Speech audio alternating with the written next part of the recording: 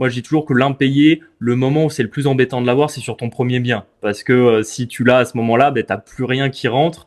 Et là, c'est entre guillemets ce moment où tu peux avoir des frais importants à avoir à ta charge et ne pas avoir le loyer en face sans compter tout le stress derrière. Quand tu commences à avoir 10-15 lots, si tu en as un en impayé, en théorie, ça va représenter moins de 10% de tes loyers.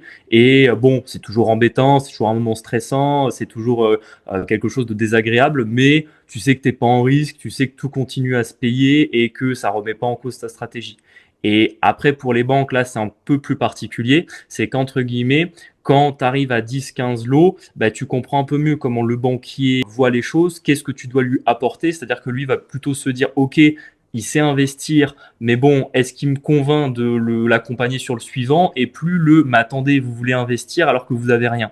C'est vraiment, en fait, le banquier, le moment où il risque le plus de t'arrêter sur ton projet, c'est vraiment quand tu démarres, parce que pour lui, ça peut lui sembler anormal que si jeune, tu décides de faire un investissement alors que tu en as 10 ou 15, tu rentres déjà dans la catégorie des investisseurs immobiliers. Ça peut arriver qu'une banque dise non, ça nous est arrivé plusieurs fois, mais une autre banque dira oui si ton projet est suffisamment bien construit et si tu arrives à lui amener les arguments nécessaires.